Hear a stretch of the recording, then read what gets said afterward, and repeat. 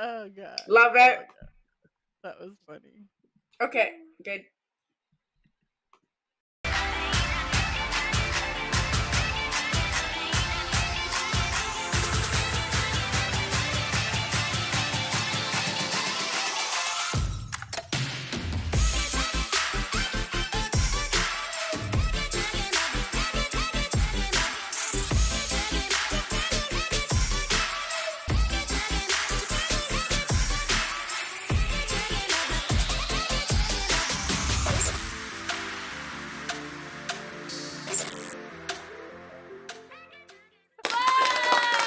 Hey, welcome back, everybody. It's Wednesday, which means it's officially time for Boob Tube. And of course, it's not Boob Tube if I don't have my wonderful co-hosts with me, Casey Carter and Desirable Bottom. Hey!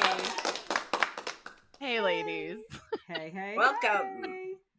Hey. Hey, Jason. Oh my goodness.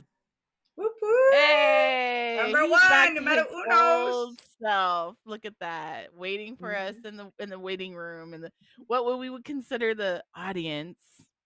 Thank you, Jason. Thank you, Jason. Heck yeah. Jason, we love you. You're Yes. so good to us. Listen, talk about faithful fan.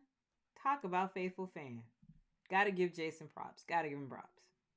Okay. So if we could just take a moment. Not only is Jason a faithful fan, but do you get the messages on Twitter where he does the little videos and he's like, "Hey, Platinum, I hope you're having a fantastic week." I'm not gonna lie. I love those videos. Yeah. I love those videos. You know why? It always happens at the most opportune times where it's like, I'm feeling a little bit like, and then you scroll through social media and social media is full of bitching, complaining, people, conspiracy theories, just a bunch of dumb shit, people bickering. And then all of a sudden you get this, "Hey, Platinum, I can't wait to see you and Casey and Desirable on Boob Tube. Hope you're having a fantastic week." I just am like, okay. Jason. Jason's the best. Yeah, you forget about all that stuff. So anyways, if you guys are not following us on social media. Breaking news. Jason will not be in Jersey, and my heart is already broken. Sorry. Why not? You're gonna have to explain yourself, but not right now. It's months away, Jason. What do we got to do? Like, no, you have to be there. You have to be there. If I have to go, you have to go. Okay? If I gotta go, you gotta go. Oh, Zany. So. Okay. You were starting to say, Kari.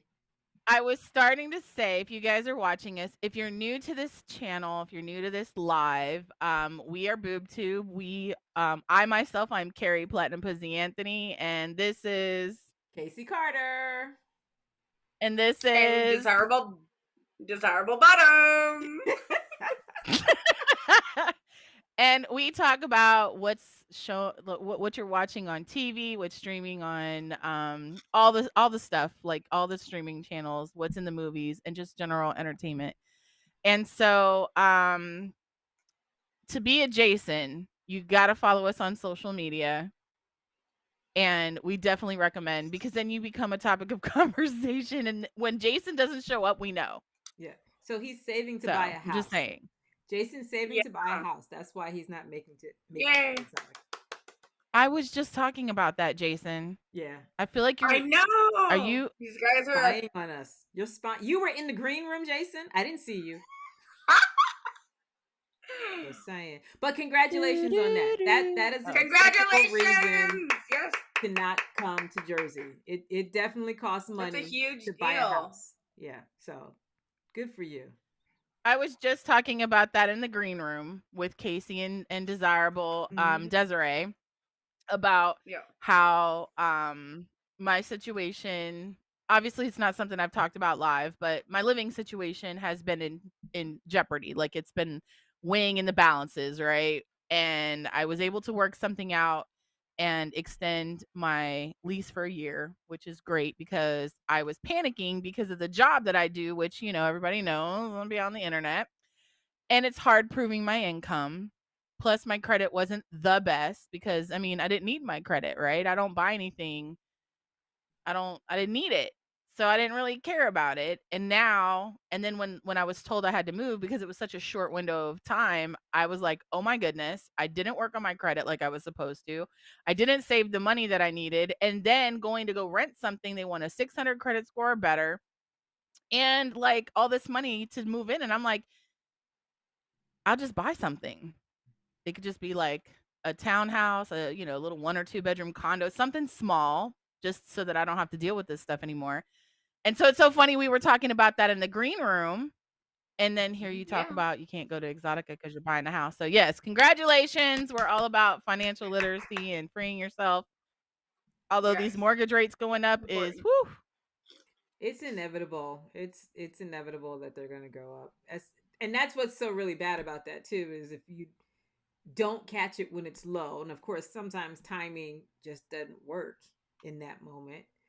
And then they go up. And then you're like, damn it. Should have did it when it was lower. Well, at this point, whether it's lower, whether it's higher, I know that I'm throwing my money into an endless pit when it's rent. Now, we could have a whole That's true. podcast about renting versus buying because there's obviously some benefits to renting because I'm not like stuck in an area but yeah, I'm just the situations that I've been going through, I'd just much rather be in a position. I'd rather them say you need to pay $1,000 more, but no one's forcing me to move. You know what I mean? So, anyways, how's y'all's weeks been? Let's just go straight to what we're watching because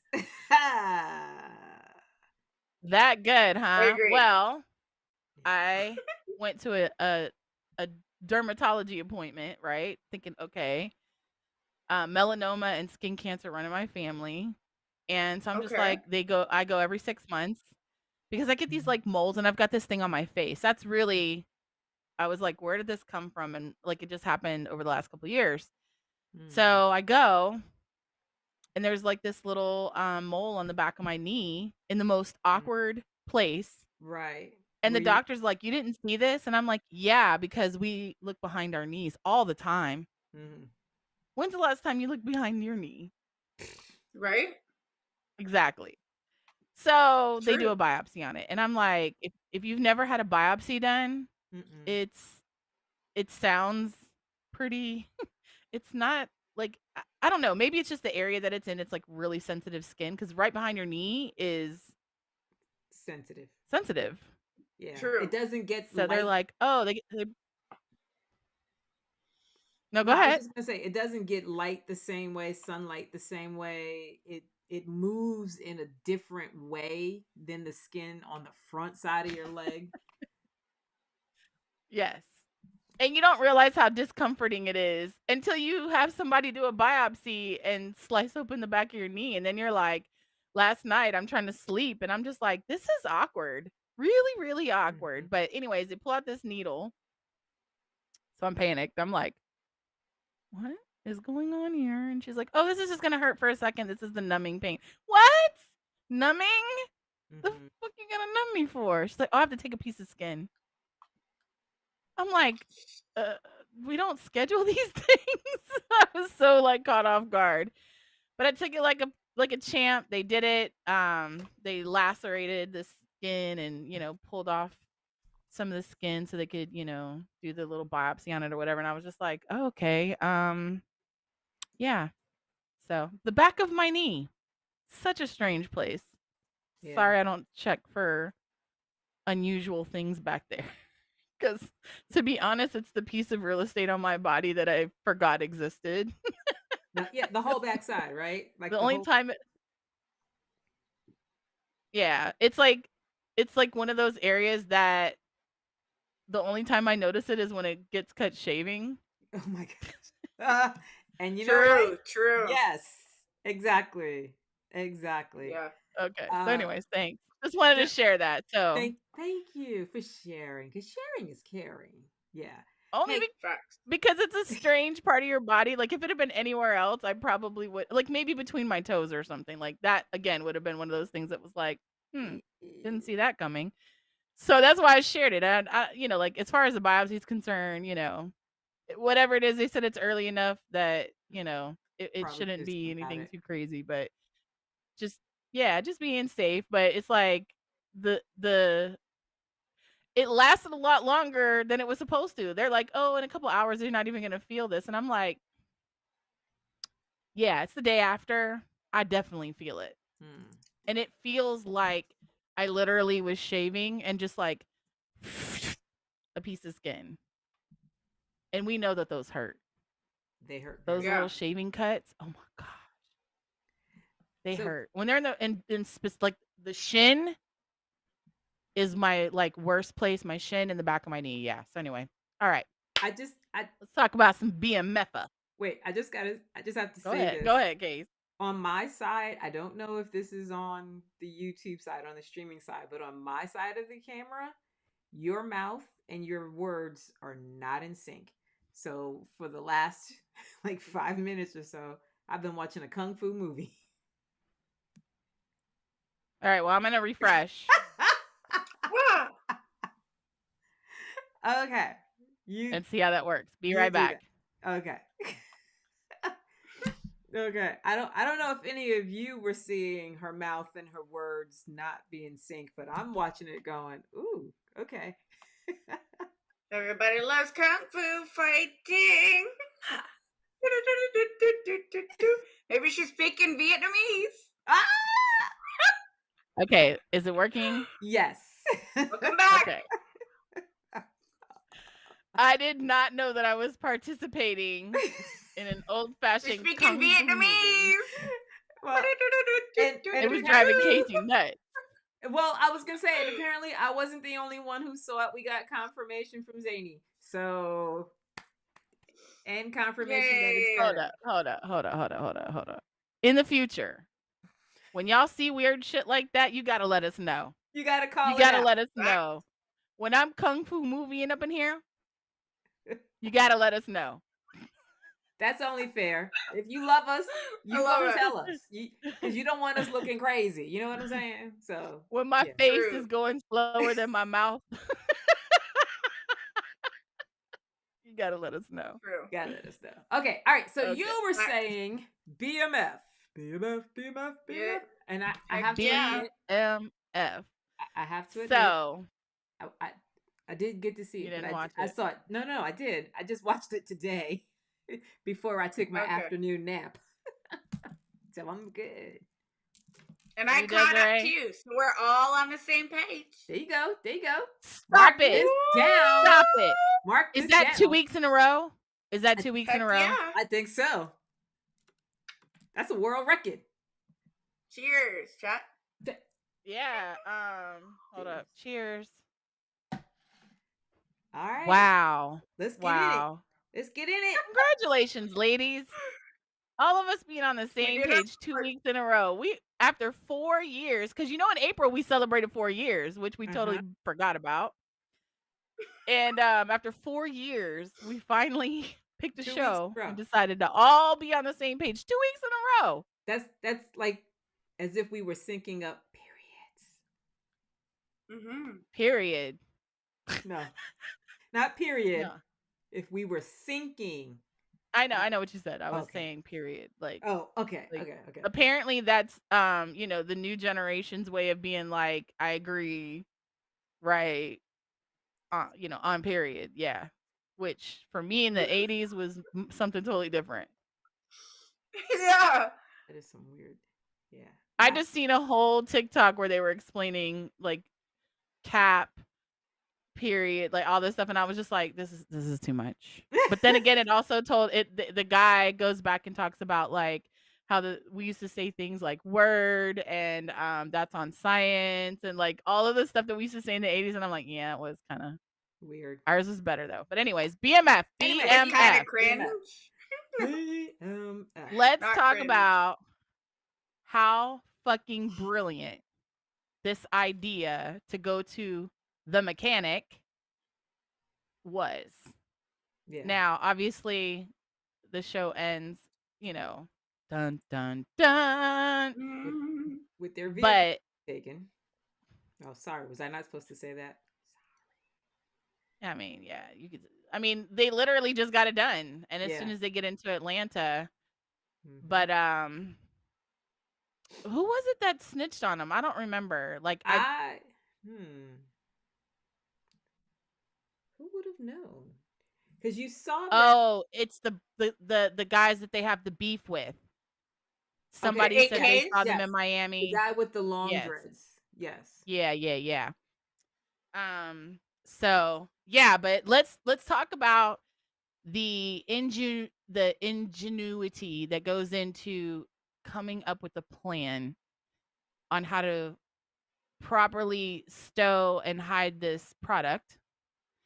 And two, just like it also goes into like how Terry and Meech were outside thinkers or are outside thinkers. They are trying to stay ahead of the game at every turn. And innovators for sure.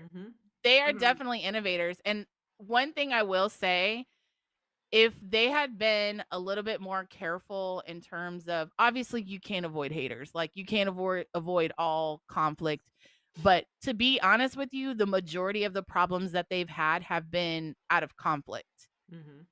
Because again, we're in a situation right now where they were home free, literally, like, okay, when this doesn't work out, they change and pivot so quickly and are problem solvers, which is one of the things that I think I really like about watching the show, is that as soon as they're faced with a challenge between the two of them, and I'm really happy that they worked out, because remember we talked about last week about how Terry and Meech were kind of starting to move in separate ways, but then they're back together again, like, and the two of them together are so powerful because sometimes Meech doesn't exactly have the suave ability to talk to people, where Terry stepped in to, you know, where Meech was talk the talk. Yeah.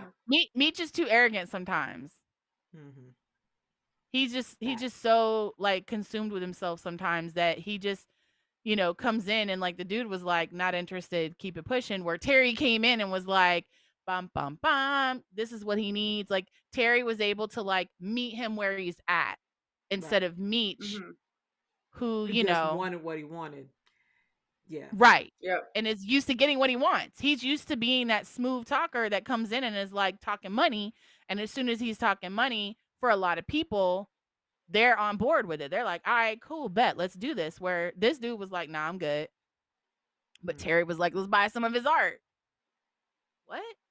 And but this is one of the laws of power. Terry was feeding to his ego.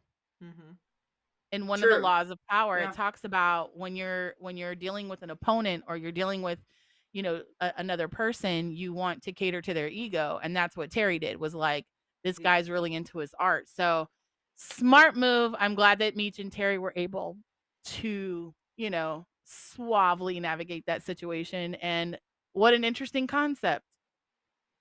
Who knew? So yeah, so it was interesting. I remember the episode where Meech first saw, I don't remember if it was supposed to be like a basketball player or whatever, but it was somebody who wasn't in the game, but they had that tricked out Rolls Royce, I believe they said it was, and you could see the wheels turning from there. You could see them coming to the realization that, you know what, we need to cut out the middleman in our, you know, supply. We need to have direct contact. We need to be able to see that it's moving from here to there. And, you know, when Lala's character, you know, told Terry that he basically was a punk because he was transporting his own stuff, in my mind, I'm thinking, oh, no. They're on the precipice of going to the next level, and they need to have eyes on the material. They need to have eyes on the product, and they needed to have eyes on whether or not this was going to work. Now, you could tell from Meech's expression at the end of the episode, he wasn't anticipating them impounding the automobiles. But let's be honest, like they told the mechanic back in the garage, if we can get it past this team, that's it. There's no one better at this than they are, the Red Dogs. There's no one better at it than them. So even if they impound it, they're going to have to do a lot of work to figure it out. In one of the Fast and Furious, before The Rock's character kind of sort of leaned in their direction, they were in, I want to say it was in Brazil, and they got to one of the vehicles and they were trying to figure out how were they doing what they were doing, how were they transporting or whatever.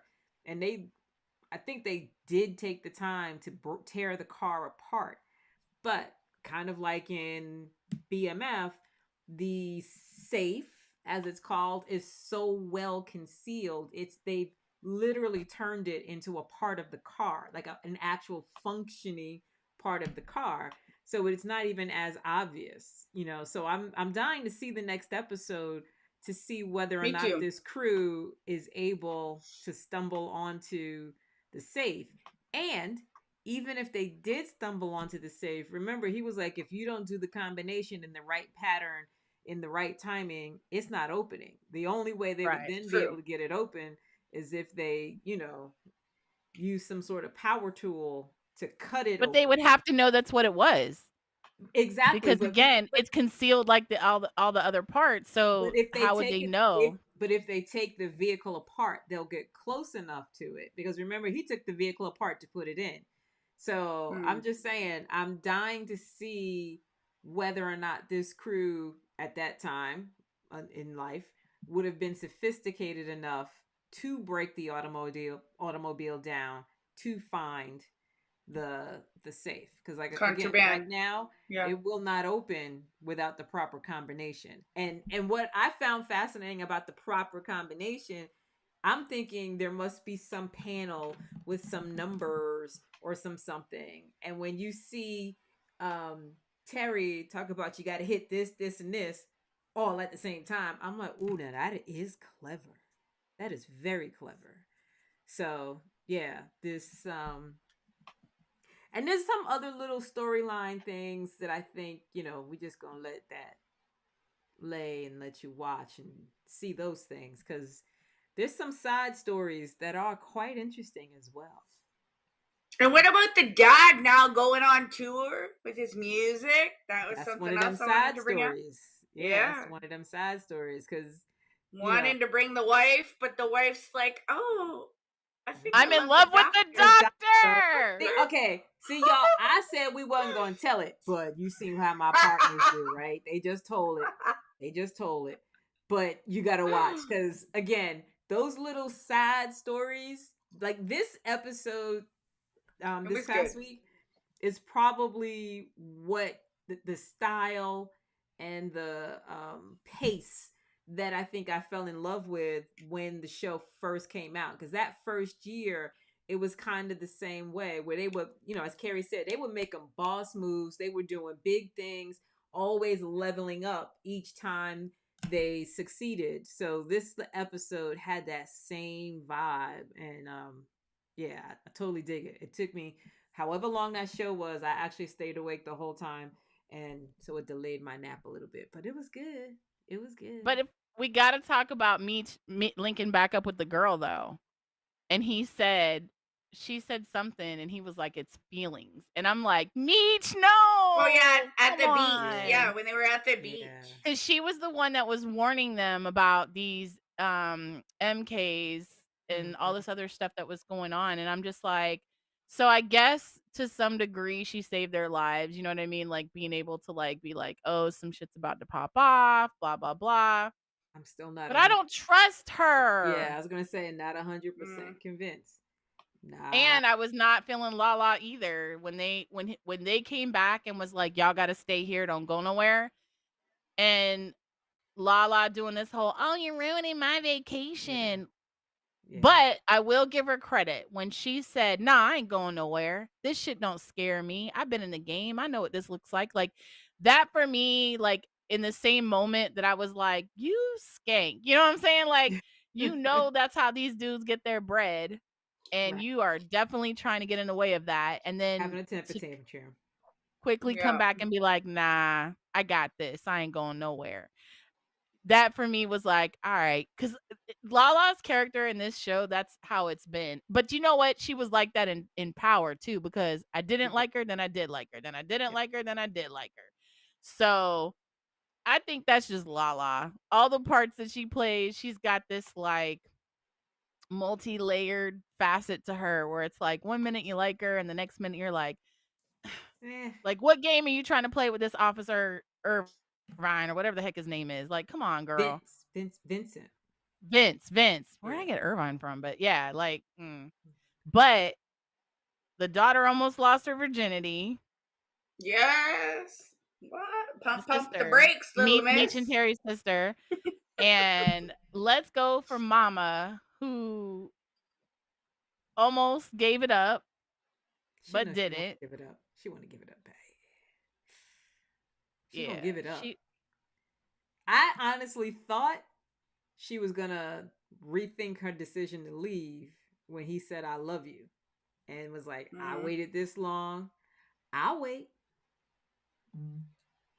I think that's awesome, though. I think that's such a strong statement, especially on a show like this where, you got the undercover officer who's, getting it on with Henry.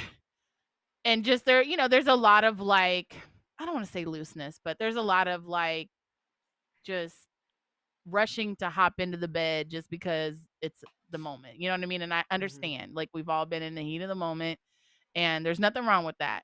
But I think it's very telling about how the mother really respects the marriage. Even though she's like, I'm doing what the fuck I want to do, right. I'm still trying to do this respectfully. And the fact that she told him about being in love with the doctor was basically like, one, letting him go so that he can go live his dream, which is what she wanted him to do anyways. And also being like, I'm about to give this cat to the doctor. Yeah. So don't be surprised when you come home and we hunching. Hey, so I think it's do awesome. Your thing, but baby, do your thing. let's talk about Henry and the undercover officer, because things got spicy. I want to know is how many layers of spicy did they get? Because I saw, we had the smoochy smooch, and then we had the smoochy smooch. So I'm just curious, just how far did she let that joint go? Because if you were watching, you see how she's kind of let Henrietta hit that soft spot in her. She's been lately spiraling over what happened to her, newest partner, and how it somehow reminded her of the death of her sister. And so Henrietta, it's vulnerable. She's vulnerable. Yeah. And she allowed Henry to see that side. And it's interesting watching Henry interact with Officer Chen or whatever it is. It's interesting watching Henry because we've already seen Henry savage. That's what I think about. I'm trying to think of the word. We've watched Henry run game, but with the officer, it doesn't seem to be the same. Is Henry True allowing not the same level of vulnerability as the detective, but Henry's letting a little bit show in how that's true in how she interacts with the officer. And at the same time, on the flip side, she's out there in them streets buck wilding. I think it's important that we all, I think the dynamic that they're doing in building Henry's character is that they showed us how incredibly diabolical. I think that's the best word to describe Henry. Diabolical. That flame that thrower? Henry can be. Uh-huh. We see she shot Terry's homeboy because they killed her cousin, or she thinks they killed her cousin, but we know it's what's his name? Desiree. The detective, the guy. Bryant. Yes, thank you.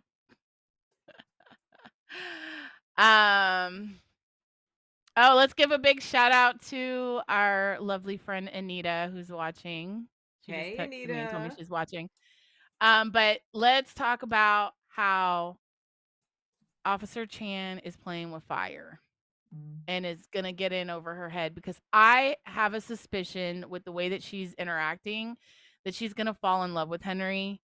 And I think Henry's gonna fall in love with her, which is going to make when she finds out that she's a cop even worse. More And crazy. she's gonna fuck, like, she's gonna make an example out of her. Yep. Yeah, I think that, or I don't know, like maybe channel, Go to the dark side. I don't know. But I think it's such an interesting, like, watching Henry soften up, but knowing just how evil she is. Yes. Is like, yep, you just don't know. You just don't know. And this was her favorite cousin, excuse me, that was killed. So that got murdered. Yeah. And Rip. Speaking of which, so basically, if you have come this far, I apologize that we didn't say spoiler alert when we first started talking about this, because we basically told you everything you needed to know about this last episode. So, you know, watch it anyway. The detective discovers that this is the person who had some sort of connection to his son losing his protection in jail, and he basically just pops up out of nowhere, all drunk and whatnot, and just kills this dude. And then what blew my mind is when he calls Officer Chen to his house, and she's like, "What's going on with you?" And he's like, "Yeah, I killed so and so." She's like, "What?" Like, wait, hold on. So yeah, it's there's a lot going on. You know, the dad is definitely slowly losing it. Officer Chen, she losing it in her own special she's way. in too deep. Yeah. She's in too deep. Yeah. She's like LL Cool J, in too deep. And Omar Epps. She's literally pushing her own self in deeper and deeper, you know. Oof. Yeah, it's crazy. It's crazy. But so go ahead. No, I was gonna say, but so good. So good. Yeah. So juicy. Yeah, I agree. So I think we need to do a warning before we talk about some of these shows going forward. And we need to like let everybody know, if you haven't seen the latest episode of BMF, and maybe we should save this for the end. I don't know. But if you haven't seen the latest episode of BMF, maybe you shouldn't be here. If you don't want to have any spoil, so I think maybe that's a new warning. We gonna a have new to intro. If you haven't seen the latest episode of BMF, exit stage or mute, and we'll give you the thumbs up when it's okay to come back. You might even have time to make a sandwich. Right. Go make you a sandwich, make you a drink, come back, and then we'll move on to the next thing. So yeah, I think so for those of you we spoiled it, and still go watch it, because you can there's still things that we missed. Also, and we didn't tell it in sequence. So you know, we sure did not. So you don't know how it all flows, you know what I'm saying? So yeah. You can come up with your own perspective. In fact, we encourage you to share in the chat. Also on social media, come and talk to us about it. We love to chat with you all about these things. So, and if you haven't seen BMF yet, what the hell? It's season 3 and almost over. Like, get on with us. Come on. Okay, and wait, speaking of season 3 almost over, June 7th, the first part 1 of the final season of Power Book 2 Ghost. Ooh. Going to be interesting. Going to be very interesting. I just want to say I'm not happy about this. I hope that they announce something bigger, something I don't know, but y'all, like, 50 Cent, you can't do this to us. No, so here's what's interesting. The June 7th premiere for this series season of Ghost is the 10th anniversary of the first episode of Power on Stars. What I find real jacked up is that the second episode, so it's a part 1 and a part 2. So this is part 1, June. The second part is in September. Yes. The fuck? Yes. Yes. Yeah. We gotta wait 3 months to see the next one? Are you kidding me? Like, why? Yeah. Crazy. Crazy. Not like Bridgerton, also on my note. That will be back May. That will be back May 16th. There will be 4 episodes, and June 13th, just 1 month later, there will be another 4 episodes. So all 4 episodes will be released on each of those days. Just saying. Because that will be on my list. Both of them will ultimately be on my list, but. So, can I bring up something real quick? Go ahead, girl. It's your show. Let's do it. Our show. We're family. I mean, I saw the moment. Thing. It's not like we got somebody telling us what we can talk about. Right. There's a show. There's a documentary called "Sins of Our Parents," or "Sins of Parents." Sins of the Parents. And the reason why I bring it up is because it is the first time in American history that the parents have been put on trial for the negligence of a child who was in high school, who had access to weapons and went and did a school shooting. Oh, wait. Damn. Is that one of the... I want to say it was Michigan. But what happened was these parents, he's an only child, and he was displaying unusual behavior. And the school, well, what's happening that is so, like, why it's become a documentary and why the conversation is, like, so important is because not only are the parents being held accountable, but they're also suing the school system because there were things that happened at school that were also brushed off. And it's basically just trying to hold people accountable that, yeah, the kid's responsible for what happened, but leading up to what happened, who else was responsible? And the reason why the parents went to jail, like they both got convicted of being, I want to say they got manslaughter, or I don't remember exactly the charges the parents got, but both parents were deemed guilty of not, because they're the ones that bought him the gun. The gun belonged to the kid. They bought him the gun. They ignored messages and, signs from the school that the kid had some serious mental issues. Like he was drawing guns, he was drawing, stuff of people being offed, and they're actually dissecting the day that it happened, that there was intervals of time where this could have been prevented, both by the school and by the parents, and how the parents seemed very inconvenienced with being addressed about their son. And it's like, clearly he was having there was a problem. Right. And because it was never addressed, this kid's lost his life. The children, the 4 kids that were killed in the shooting, they've lost their lives. And they're basically the community has been affected. There's all these people that were affected by this one action and the negligence of all of these people. And I think it's so interesting to talk about because, we have so many, and this is only happening in America. Only in America are these kids getting access to weapons and going to schools and killing. I mean, in some of these cases, I'm not saying that these shootings are ever for a good reason. Right. We're not condoning the behavior. But holding other people accountable, like one of the comments that was made on, there's a YouTube channel where they go and they watch the documentaries and they talk about it, the commentary after.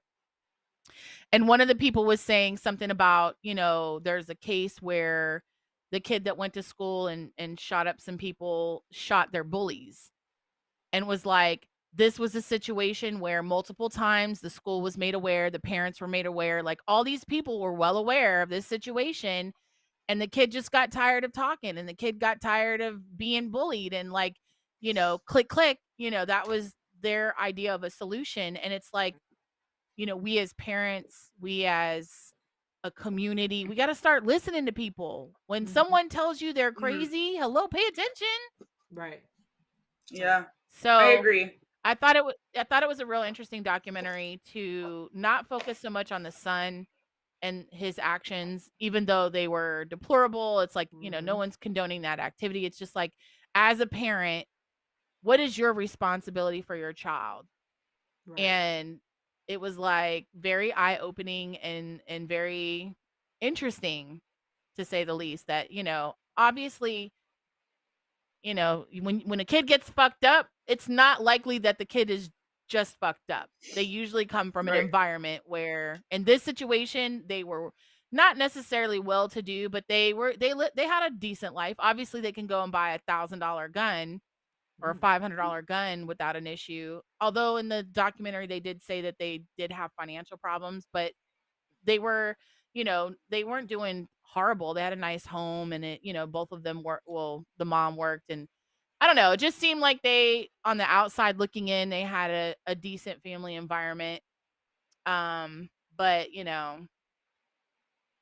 they were neglecting their kid. Their kid had some serious mental disconnects, and none the wiser. I'm so surprised that this happened. Like, hello, looking at his artwork in his book, like, dude had problems. Yeah. So, anyways, yeah. Well, just wanted to share that because that was such an interesting perspective. So the one thing I will say, because I haven't seen it, I think I'm familiar with the case, but the one thing I will say about what you said, parents do hold a significant place in how their children behave, whether it's because they're with their parent a lot, or whether it's because the parent left them with someone else a lot, or left them alone a lot. As long as you are a minor person living under my roof, especially, I'm responsible for who you are, so I definitely think it's not a crazy idea. I do remember years ago they tried to do this, and you'd get the mom who would say, "Oh, I didn't know, Johnny seemed so okay," like you said, and they would boo-hoo their way out of it.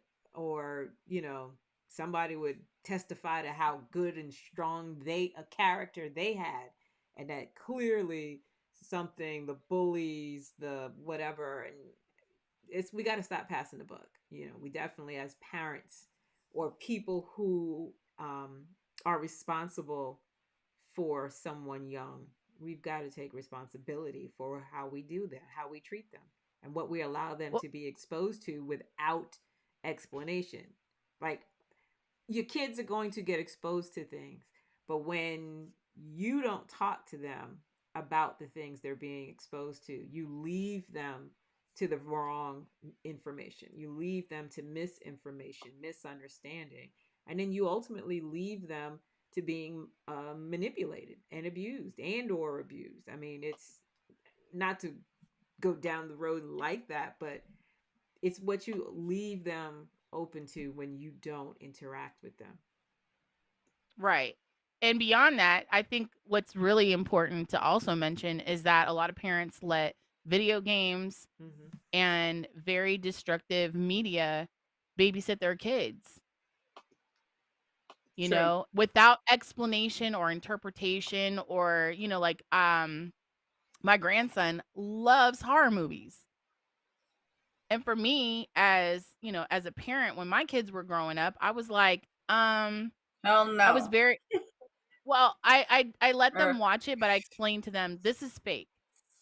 Okay. This is fake. Okay. This is not real. There's no Jason out there. I said, but there are people out there that do things that are similar to this.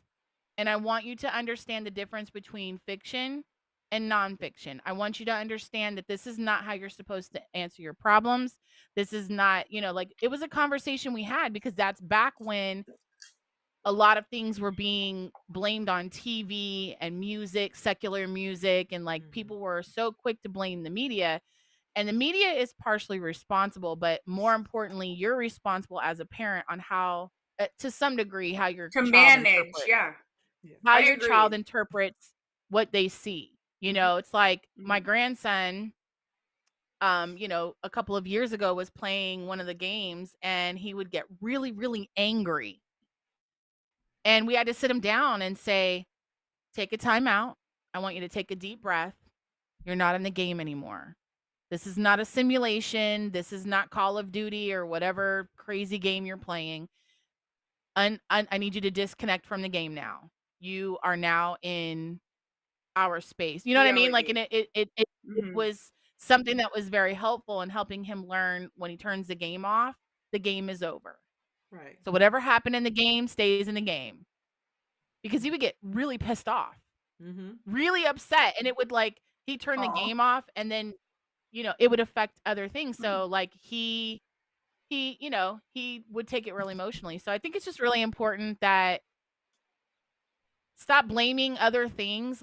You got to be held accountable as a parent. And if your kid is showing signs that they need some therapy, get them some therapy. True. That's all I'm saying. Yeah, it doesn't hurt. It doesn't hurt. And I think that's really what they were trying to say in this case was the kid needed therapy. But the parents were oblivious. And I don't even think they were oblivious. I just think that they were so the wife. I think they came and said that the wife was having an affair. Everyone was so self-involved that no one was paying attention to the kid. Right. And the kid was like, I got problems, y'all. So I think for me, it was really interesting to watch. And it's, a conversation we need to be having. What I also wanted to add to that before we move on to the next thing is that the prosecutor made sure that in the investigation, even though they were going to get the son, they wanted him to get jail time, they included in their investigation all of the negligence and the opportunities that the parents had to stop this from happening or to see it long before. That was what was important in this case, is that the prosecutor was adamant about making sure that in their investigation they were able to show evidence that they were not there was camera footage from the school where you can see the parents coming in and the parents coming out, and the mom is clearly inconvenienced about this conversation that the school is having with the son, where they're saying he just took a test and he drew a gun and there's blood, and he's clearly stating while he's supposed to be taking his test that he's thinking about death. Hello. And then the prosecutor was like, the school should have sent him home. You need to go get him therapy right now. Don't bring him home until he's at a therapist. You know what I'm saying? That's what they should have done, but they didn't. They were like, oh, he can go back to class. No biggie. Hello. So anyway, yeah. Anyway. Very, very interesting and, scary. Very scary. Sure. Just how prevalent these things happen in our country. So what's next? I've got a cartoon. Yeah. That's a way to lighten up the mood. Yes, that's why I went that way.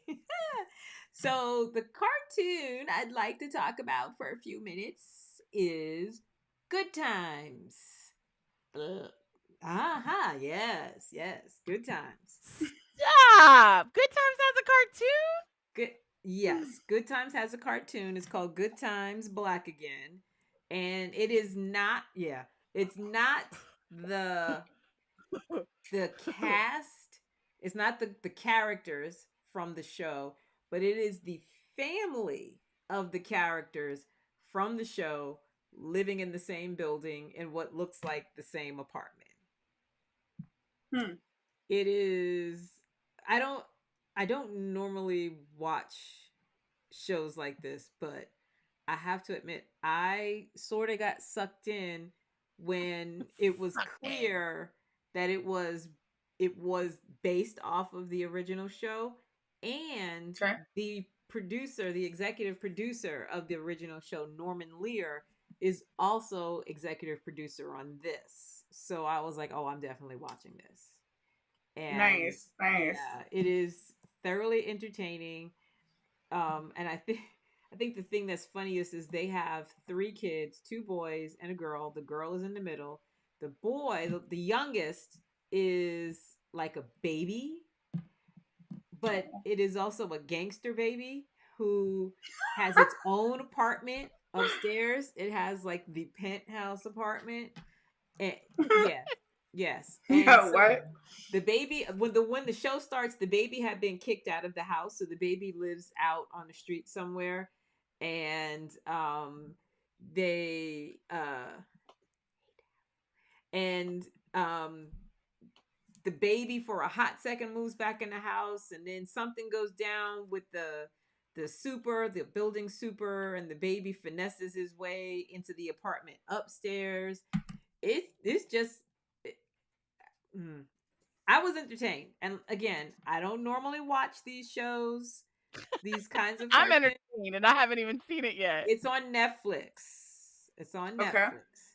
It's Good Times, Good to Black know. Again. And you're going to hear voices that you recognize, because the first episode I was just so enthralled I didn't pay attention. And then after like the second episode, I'm like, wait, hold on. Some of these voices sound familiar. So it's entertaining. And if you don't know anything about the original show, what's interesting is in this one, they talk about, the wife talks about the family out. And I think the original husband and wife, I think they might be great grandparents when they're talking about them on the show. Yeah, they're gone. They're not alive. The characters aren't alive, but that's how many generations forward this is. So yeah, it's very interesting. Okay. Yeah, Good Times on Netflix cartoon. It's an adult. Allow me to say an adult cartoon. I did not see that coming. Adult cartoon. Adult. Because so in one of the episodes, I'm not going to tell you which one, I'm going to just let you hunt and peck for it. But in one of the episodes, the daughter's the middle child, and she looks to be maybe junior high school age or freshman in high school age. She's not really too old, but she must be middle school. But anyway, she gets her period, and the whole episode is some period fantasy scenario, whatever. And at the end of it all, and she's like one of those, I want to say, like, in today's world, she would be a hippie. So she's, very flower child and whatever. So after the period fantasy piece, after the period fantasy piece, she decides that she's not going to wear a tampon. She's not wearing a pad. She ain't using a cup. She's just going to let it run free. So they show her walking around school, walking around everywhere with her shorts all bloodied in the crotch. And and just dripping blood everywhere she goes. And at some point, somebody pisses her off. So she snatches a crotch and flings menstrual blood on them. And I'm just like, oh, I didn't see that coming. Didn't see that coming. What? Yes. So when I say it's adult, yeah, it's adult.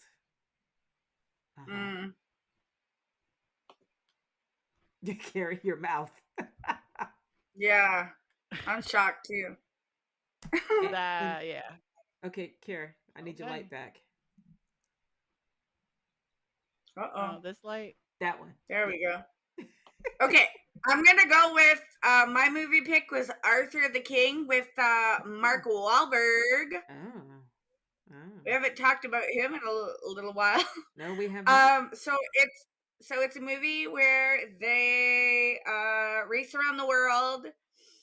There's like an adventure racing world champion going on in the Dominican Republic. He gets a team. He puts it together. There's like a whole bunch of like social media people that he, brings together for this. The one girl, it's her dad used to race, but he ended up picking her because she was like a world famous rock climber. There was like this other guy doing I think he raced with him previously because Mark Wahlberg's character, I guess, has done races before, and then he tries to get all these people with him again. and the one guy had his knee injured, and then the other guy who has like a huge social media presence. Anyways, they end up doing this race, and there's this like stray dog that is ended up like following them throughout this whole race around the Dominican Republic, and it like ends up like swimming with them, doing everything, like hiking, biking, you name it. The dog was following them, and then it came up to the point where the people of the race said like the dog was a liability, so they didn't want to let them like bring the dog with them everywhere. So they had to do like it was like kayaking for however many miles, and then they had to get on the bridge and start running. So the dog was like in the water paddling, and Mark Wahlberg was like, no, like, you know, never leave no man or dog or whatever behind, right? So they ended up turning around. They like not forfeited the race, but like, you know, they ended up losing the race to the other team because of all of that. And then they ended up bringing the dog with them and then finishing the race with the dog. Well, it ended up where he wanted to bring the dog home back with him to America, like to his wife and his daughter. It was very heartfelt, like a very heartfelt movie. So I would highly recommend it. And it was apparently based on a true story. Like they had like apparently a foundation, based on the dog, Arthur the King or something. So I was like, wow, like I was really shocked to find that out as well. So great movie. Cool. If you're looking for a nice family movie, Arthur the King is it. Yes. Good Times, the cartoon, is not. All right, ladies, it is that time in the I'm still in show. shock. Wow, that came out of nowhere. Yeah, sorry. You can go to EXXXOTICA. We just finished Chicago last month, but June 28th to the 30th in Miami, Florida. October 25th to the 27th in Edison, New Jersey, and December 6th to the 8th in my backyard, Washington, D.C. Go to EXXXOTICA.com and also sign up for Ladies Free Friday, because on Friday, you ladies get in free. You get to roam the floors of the wonderful Exotica Expo for free. Also, sorry, I just saw it. Hey, Alex. All good. Smoke weed every day. It is the third annual 420 Expo, September 13th through the 15th, 2024. Go to 420expo.com for your tickets, but don't forget to follow on social media at the 420 Expos, and we will see you there. You know, I forgot to go because I got high. But make sure you go to the 420 Expo. It's a blast. It's fun. It's great. I enjoyed it. The food trucks. That's all I'm going to say. The food trucks were phenomenal. Also, gotta get into our pink boxes. You know what I'm saying? Those right there. Follow us on social media. Go to our websites and make sure you show us love and support. Also, leave a comment on this live if you're watching the replay, because obviously shortly it won't be live anymore, but you can leave us a comment. Let us know you watched. You can tell us what you're watching on TV. And if you would rather just talk to us directly, you can go to social media at Casey Carter in the evening. No, it's Casey Carter all night long. Girl, if you're going to get it right.